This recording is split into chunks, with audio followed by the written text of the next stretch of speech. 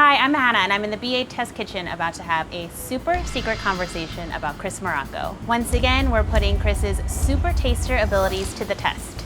This is Candice Kumai's fluffy Japanese soufflé pancakes with matcha whipped cream. I'm challenging Chris to recreate this dish with all of the ingredients in just one day. He'll be able to taste it, touch it, and smell it, but at no point will he be able to see this dish. At the end of the day, we'll come back to see his final creation, and I'll be the judge.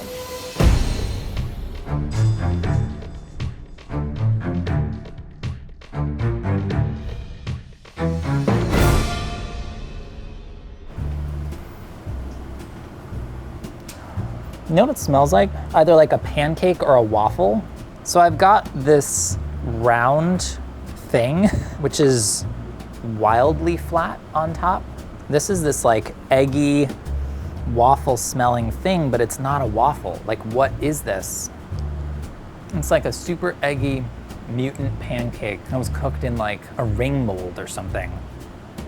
This is sort of like this condiment, sort of like dressing for this pancake kind of thing. There is a tiny prickle of flavor of some sort that I'm having a hard time placing. It's almost like the consistency of like a lemon curd or like a pudding. It's not like thick because it's like full of like dairy fat or cream necessarily, unless I'm just like totally losing my mind, and that's exactly what it is. Sort of tastes like maple butter. So there's a sweetness here, right? And it feels like it's in powdered form, and it's like it's been sprinkled over this thing. Maybe that's the thing that I thought was powdered sugar, or maybe maple sugar and powdered sugar are working together here. Almost like a strong kind of vanilla note too. Unless there's just like straight up maple syrup. So then we have this thing. Is this some like viral TikTok trend? The construction is so tall, and that doesn't really correspond to anything I know. So in terms of how you would construct something like this, it's almost like you took a flat top or like a non-stick skillet, put like a ring mold on it, poured batter in, let it kind of set and kind of puff a little bit, then you flipped it. I don't know, it's kind of almost like the trash can nacho of pancakes.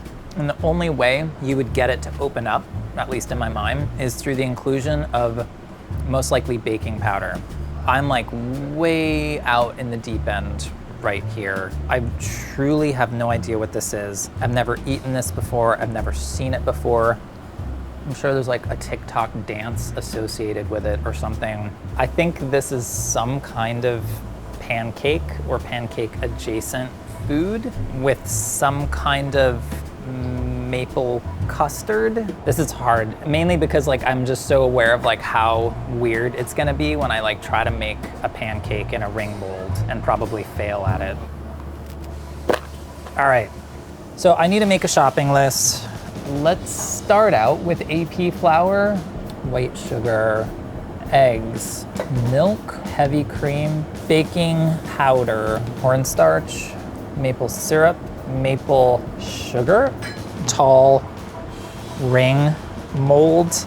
Okay, I feel pretty good about this. I'm very curious to see what comes back, especially in the ring mold or biscuit cutter realm. I will have my first shot at trying to attempt this, and we'll see how it goes.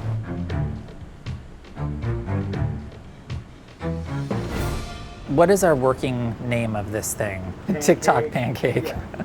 There was this gelatinous amoeba-like blob on the side of the plate. A starch-bound custard, such as a pastry cream, seems to be the closest that I can get mentally. That was 1 tablespoon of cornstarch, which basically requires heat to activate its thickening properties, much like flour. As opposed to eggs on their own, they can be heated to below the boiling point and still activate most of their thickening properties. So I'm gonna do a little bit of sugar here and then a pinch of salt. Maybe we'll do 3 eggs. All right, so we're going yolk only. Now I'm gonna whisk these together. Really, the vigorous incorporation of the yolk with the sugar and with the starch as well is gonna help protect the egg from the heat of the dairy that it's gonna come in contact with. That pastry cream situation was not super rich, but maybe had a bit of richness to it. Let's do half milk, half cream. And I'm just gonna heat it up. But there's definitely, ways to make custard that like you don't have to do what I'm about to do, but it's simply the way I know how to do it. So that's what I'm rolling with. So I just want to get this till the point where it's not boiling, but it's starting to kind of just steam ever so slightly. And then I'm going to slowly incorporate it into the egg. So gradually incorporating the warm milk is going to slowly heat those eggs up. I'm going to pour it back into the pot here. That is what we are going to boil. The only way to unlock the full thickening potential of those starches is to heat them up. That is what is going to turn this into a thick and luscious pudding of sorts. This kind of starch-bound custard is very much within the sort of like canonical French cuisine. Certainly what I'm doing right now feels very French. I don't know about TikTok pancake being French. And if there's one thing that the original dish showcased, it was seemingly like a very silky, almost evanescent type of custard. This feels like it could be a little bit too thick to me, but it's not so far off. So now we need to focus on the pancake element. Rather than simply making a pancake batter and hoping for the best, we need to approach it more like a soufflé and whip egg whites into like a meringue and incorporate that into kind of a pancake style batter. A soufflé is a sweet or savory, eggy, baked dish. It's very light. It's not necessarily custard. It's not bread.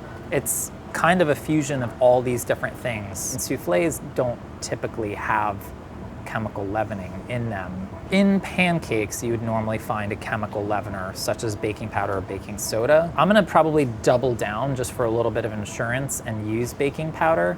Let's make some fucking soufflé. I really wanna keep track of quantities in terms of repeatability and in terms of how I make adjustments. So that's a teaspoon of baking powder. I think we need a little bit of sugar here, a pinch of salt.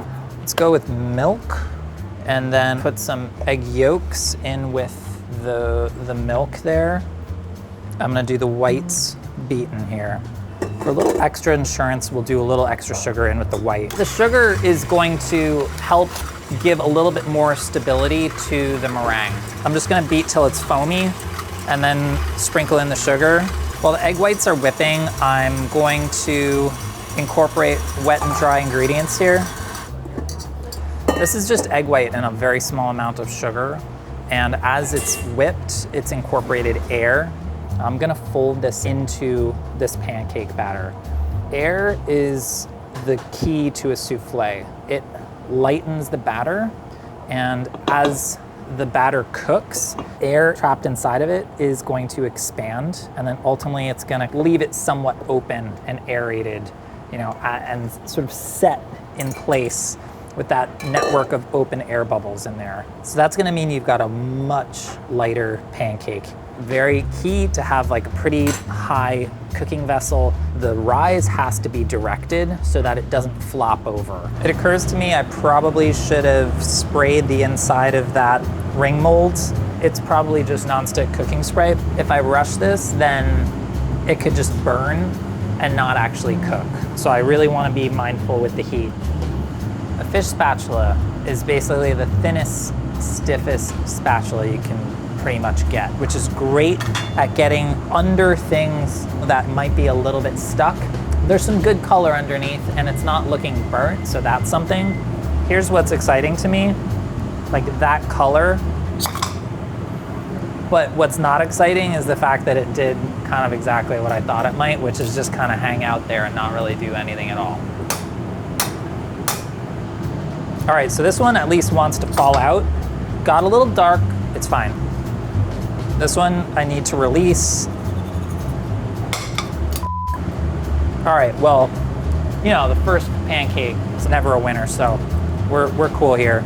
Everything's fine. That was the one without the spray. One with the spray, it dropped down real nice. think this second side is a bit cuter. It didn't get quite so dark. There. So I feel good about this in terms of like having that kind of slight hourglass shape. And I guess we just kind of need to go for it here. I don't know, whatever. All right, well, this is my first attempt at the dish and a little bit concerned about the interaction of the maple syrup and custard on there, but it's cool. Ingredients, maybe I will say 75%. I'm very impressed that like right out of the gate, I got the effect that I was looking for. The construction of like that cream element just felt like I was making things up a little bit. Technique, the meringue lightened pancake batter, some kind of custard element. I'm feeling pretty good about that. Like maybe I'd give myself an 85. Appearance, maybe 85 again. The consistency of the pastry cream is way better, certainly than the first attempt. It still feels like it's more obviously pastry cream than the original dish, perhaps. Original dish custard element tasted so light, so thin, but also like incredibly mild in flavor. So when it comes to the pancake here, pretty happy with how this came out. I'd give this an 80 because I think there's something going on with the pastry cream element. Actual scores coming in. Wow. It always manages to feel kind of humbling. My actuals are 78 for technique, 82 for appearance. In terms of technique, it feels like the area where I need to improve is the pastry cream element, which may not be pastry cream at all. I really need to pay pretty close attention in the next tasting and hopefully figure out that creamy element.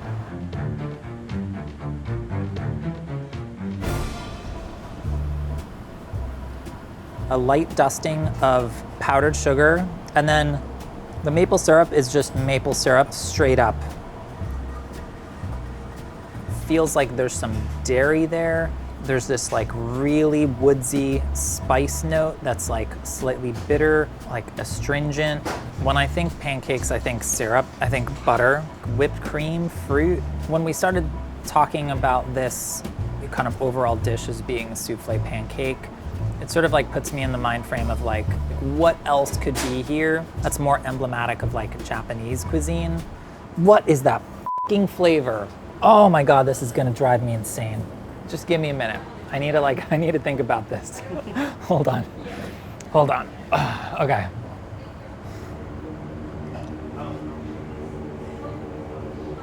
I needed to like kind of turn inward for a sec and just try to access some deep kind of taste memory.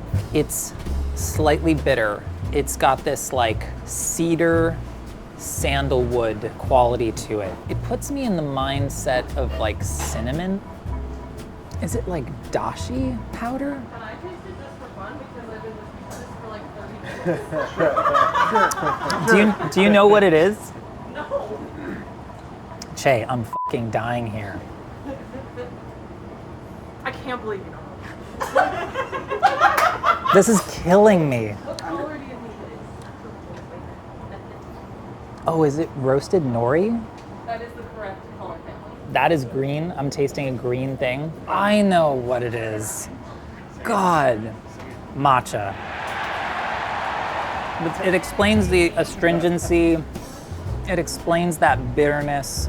Matcha is a form of tea made from green tea leaves, powdered and reconstituted with water to be drunk or added into other food items. I'm good. I just need to come back to the light now. We need to think about potentially whole new construction of the creamy element.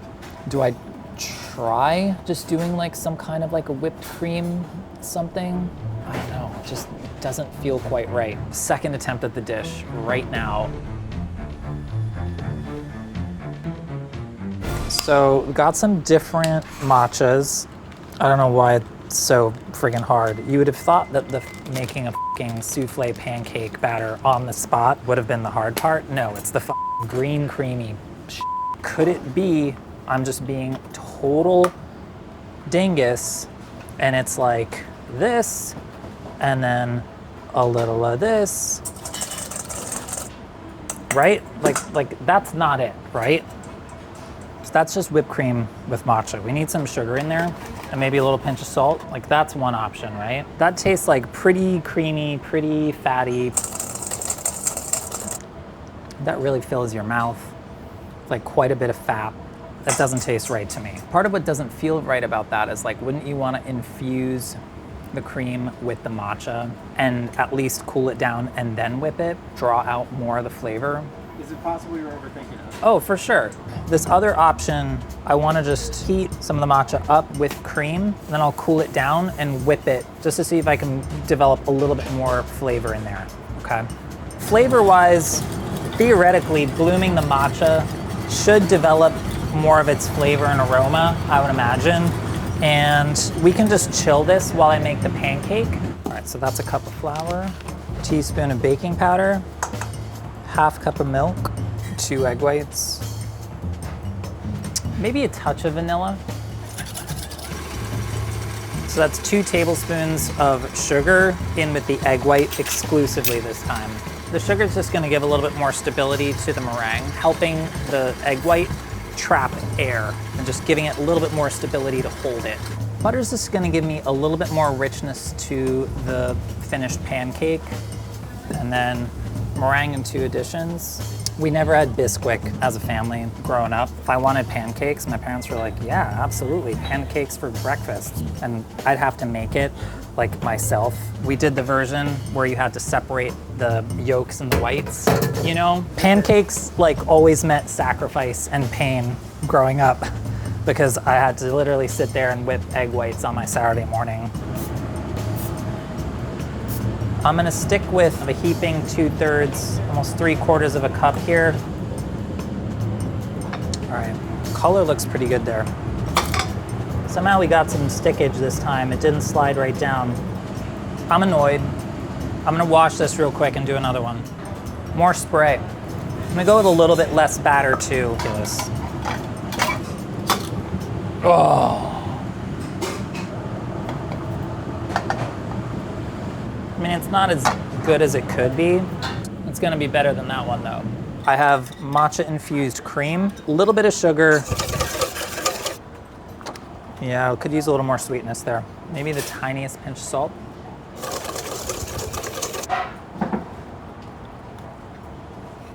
Overall, I'd say this does feel closer than the previous version. Final guess as to what this dish is soufflé pancake with matcha cream. I'd like to say that ingredient-wise, I'm now at an 82. Technique, let's go 85. Appearance, let's go to an 88. Just hoping that we're correct on the color palette this time around. All right, time to put it up for judging. Hey, Chris. Hi. How do you think you fared? I think I ended up in a pretty good place, but this was one that brought on a few crises. At one point, I just kind of like had to sit down on the floor for a minute, Okay. you know, and just like think really hard. May I present to you Candice Kumai's fluffy Japanese soufflé pancakes with matcha whipped cream. Is that the same diameter collar that I had? So, Chris, what did you do to achieve your final dish? Breakdowns notwithstanding, I made kind of a standard pancake batter and I folded meringue into it to achieve that light kind of souffle-like texture. Looking at that, I would say there's a higher proportion of meringue in there than was in mine. How many eggs did you use out of curiosity? I only used 2. Okay.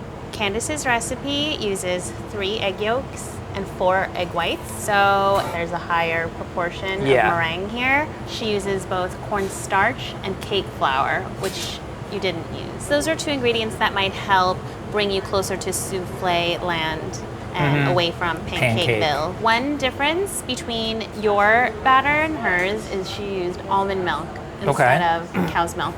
Interesting. I feel like that is a chef's liberty. Is there butter in the souffle though, in the actual batter itself? Yes, there is. Okay, so it's not like a no dairy thing. How is she making the cream? She beats the heavy cream to stiff peaks and then adds the matcha powder and sugar. Interesting, okay. Tell me how you cooked the pancake. I got a collar, like a metal collar, and then simply sprayed it generously with nonstick cooking spray, although it was hard to get one fluid motion such that all the batter stayed inside the collar. She does use a lid with a little bit of water in the pan to help create some steam. Okay, I can accept that. Ready to taste? Okay. The interior of both look similar to each other. Hers tastes more like a souffle pancake because of the meringue. Yours tastes like a great American pancake that's like very much lightened up. Yeah. But in terms of flavor, not quite as light as this one. Definitely not. On looks alone, you can see why it's kind of taken off on social media. Yeah. So fun to consume with your eyes and with your mouth. So on ingredients, you gave yourself an 82. I gave you an 86. All right, cool. Very minor differences. Technique, you gave yourself an 85. I gave you an 82. That extra egg white, the lid on top of the collar. Sure. So that took it away from I also a higher heated score. the cream with the matcha. Something about like how matcha is brewed. Okay, well from a flavor point of view, that makes sense to me, but Yeah. that's wrong. Yes, confirm. On appearance, you gave yourself an 88, and I gave you an 84. Darker top, bigger in size. I would give you an 80 on taste, because while they look quite similar on the outside, inside they are completely different pancakes. So your average for yourself is an 85, and my average for you is an 83. So very close. I accept the feedback with humility and grace. Proof over and over again that we eat first with our eyes. And when you don't eat first with your eyes, your stomach and your mouth make some crazy decisions. I'm not gonna try to do it one-handed today. Wait, I don't want whole eggs here, do I? I think I just want yolk here. That was not elegant. Cool.